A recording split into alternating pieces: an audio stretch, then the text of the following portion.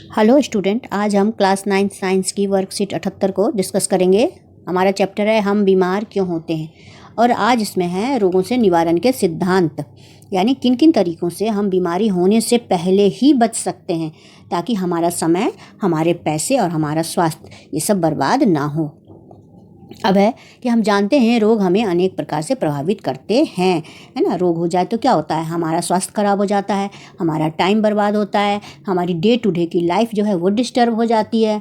तो बीमारी जो है हमें अनेक तरह से प्रभावित करती है। इसीलिए कहा गया है कि रोग का निवारण उपचार से अच्छा है, यानी पहले ही हम ऐसी अपनी आदत रखें जिससे हमें बीमारी हो ही ना, ताकि हम सुरक्षित रहें बीमारियों से। हम दो मुख्य विधियों द्वारा रोगग्रस्त होने से बच सकते हैं और अपने आप को सुरक्षित रख सकते हैं, जिन्हें निवारण के सिद्धांत कहते हैं। अब देखिए दो तरीके क्या क्या हैं। सामान्य विधियां जो हैं वो सभी रोगों के बचाव में सहायक होती हैं। मतलब ऐसे उपाय करेंगे तो हम मोस्ट बीमारी से बच सकते हैं, ज़्यादा से ज़्यादा बीमारी से हम बच सकते हैं। और दूसरा जो है वो रोग विशिष्ट विधियां हैं, जिसमें किसी खास बीमारी से हमारा बचाव होगा, जैसे कि प्रतिरक्षाकरण यानी टीकाकरण, है ना। बहुत सारी बीमारियों से बचने के लिए क्या किया जाता है, बचपन में ही बच्चे के जन्म के कुछ सालों के अंदर ही टीकाकरण कर दिया जाता है, जिससे बहुत तरह की बीमारियाँ उन्हें कभी भी नहीं लगती, ज़िंदगी में कभी भी फिर उन्हें उस तरह की बीमारी नहीं लगती है। अभी जैसे कि कोरोना का चल रहा है, तो कोरोना का टीका भी तैयार हो गया, तो अभी टीकाकरण अभियान चल रहा है। तो टीकाकरण जो होता है वो किसी खास बीमारी से बचने के लिए किया जाता है, लेकिन जो सामान्य उपाय हैं उससे हम हर एक तरह की बीमारी से बच सकते हैं। अब है निवारण के सिद्धांत, संक्रामक रोगों के निवारण के सामान्य सिद्धांत और संक्रामक रोग के रोग विशिष्ट उपाय जैसे टीकाकरण। इसके बारे में तो टीकाकरण के बारे में अभी नहीं दिया हुआ है, इसको ही समझाया गया है। अब है संक्रामक रोगों से निवारण के सामान्य सिद्धांत क्या है। पहला है संक्रमण से बचाव, रोगाणुओं के संपर्क में आने से बचना है, मतलब संक्रमण ना हो, कोई बीमारी हमें ना लगे, इसके लिए हम क्या क्या कर सकते हैं। तो पहला पॉइंट है वायु जनित सूक्ष्म जीवों से बचने के लिए हमें भीड़ भाड़ वाले इलाके में नहीं जाना है और सामाजिक दूरी भी बनाकर रखना है। यानी अगर आप भीड़ भाड़ वाले इलाके में नहीं जाते हैं तो हवा से जो फैलने वाली बीमारी है उससे बच सकते हैं।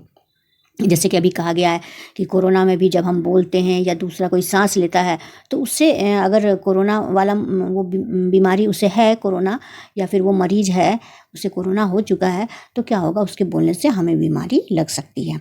या बहुत सारी सर्दी जुकाम वगैरह भी कई बार होता है कि हम उसके साथ संपर्क में आते हैं, बातचीत करते हैं, तो हमें भी लग जाती है। तो इस तरह से हमें भीड़ भाड़ वाले इलाकों में जाने से बचना चाहिए।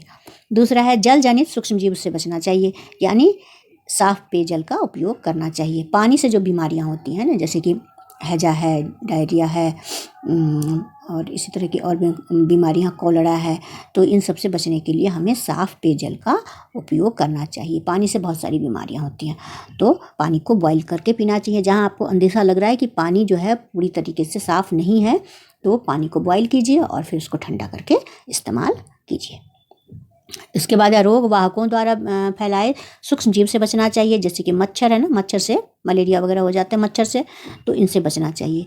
नेट का उपयोग करना चाहिए, है ना, मच्छरदानी का उपयोग करना चाहिए, या फिर घर में आप कॉइल वगैरह जलाते हैं, जिससे किसी भी तरीके से मच्छर से दूर रहना चाहिए, क्योंकि मच्छर जो है वो क्या है, रोग वाहक है। मच्छर के शरीर में रोग के कीटाणु होते हैं, जो मच्छर हमें काटता है तो वो अपने काटने के कारण हमारे ब्लड में रोग के कीटाणु को छोड़ जाता है और फिर हमें उससे मलेरिया जैसी बीमारियां होती हैं। रेबीज जंतुओं से दूरी रखना, जैसे कि कुत्ता, बिल्ली, बंदर, है ना, इन सब से दूर रहना चाहिए, क्योंकि इनके काटने के बाद रेबीज होने के चांस रहते हैं। अतः संक्रामक या संचारित रोग के निवारण के लिए जन स्वच्छता आवश्यक है।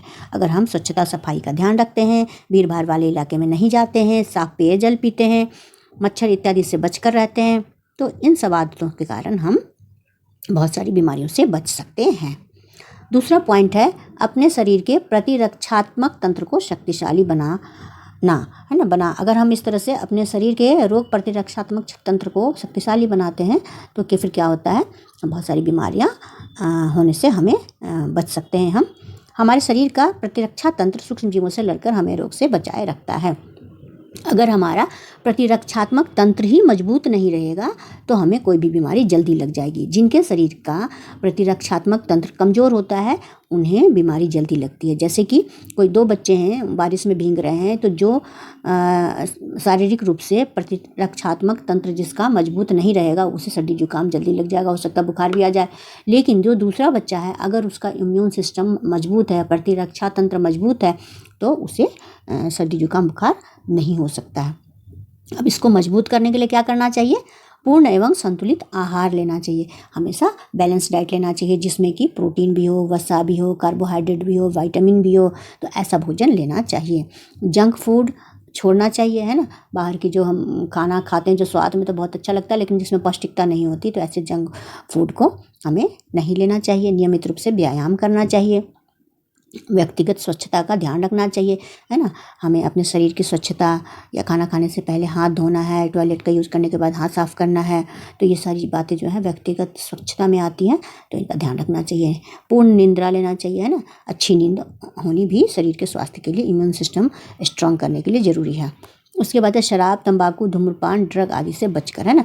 ये जो बुरी आदतें हैं इनसे दूर रहना चाहिए, क्योंकि जो कोई भी इनका सेवन करते हैं उनकी प्रतिरक्षात्मक जो सिस्टम है, तंत्र है, वो कमज़ोर हो जाता है और उन्हें कोई भी बीमारी जल्दी लग जाती है। उसके बाद स्वयं उपचार ना करना, मतलब बीमार होने पर खुद ही दवाई नहीं लेना चाहिए, डॉक्टर की शरण में जाना चाहिए। स्ट्रेस, तनाव इत्यादि से बचना, यानी किसी भी तरह का तनाव नहीं लेना चाहिए। ज़्यादा तनाव लेने से भी हमें जो हमारी रोग प्रतिरक्षात्मक तंत्र है वो कमज़ोर हो जाता है। उसके बाद प्रतिरक्षा की डेफिनेशन अलग से दी हुई है।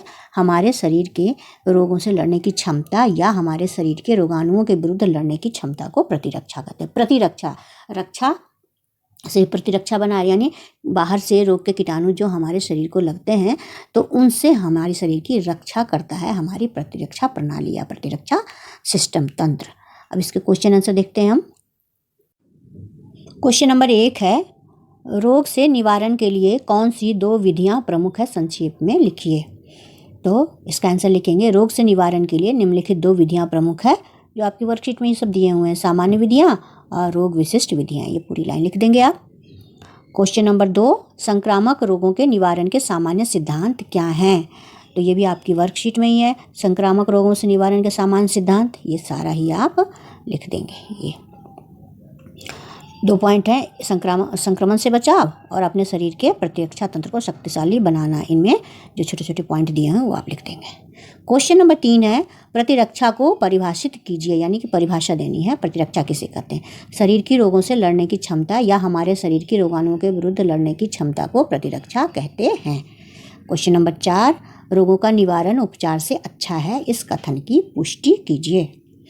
तो हम इसका आंसर लिखेंगे, यह कथन सत्य है, क्योंकि अगर हम समय पर रोगों की रोकथाम कर लेंगे तो रोगों से होने वाली स्वास्थ्य संबंधी समस्याओं से बच जाएंगे तथा हमारे पैसे एवं समय की भी बचत होगी। यानी कि पहले ही हम अच्छी आदतें रखेंगे तो हमें बीमारी लगेगी ही नहीं, और इससे हम अपने पैसे और समय सबकी बचत कर सकते हैं, सबकी बर्बादी होने से बच सकती है, हमारा स्वास्थ्य भी बढ़िया रहेगा। तो इस तरह से आपकी ये वर्कशीट फिनिश हुई और मुझे आशा है कि आपको ये अच्छी तरह से समझ में आई होगी। अगर समझ में आई है तो आप इसे दोस्तों से अवश्य शेयर करें और मेरे चैनल को सब्सक्राइब करें। Thank you.